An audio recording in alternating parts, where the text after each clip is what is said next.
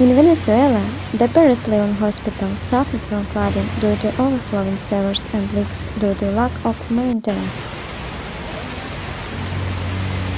Like it if you think that we need to protect nature, because this is the main problem of humanity.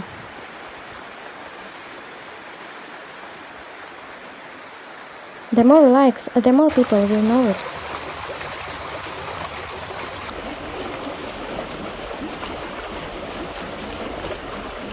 After heavy rain in the afternoon in the capital,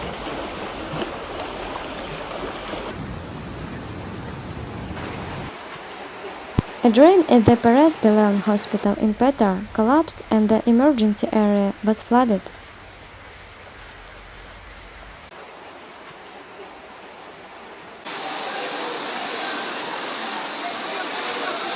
Firefighters manually located the drains and, together with civil protection personnel, restored the hospital's operation.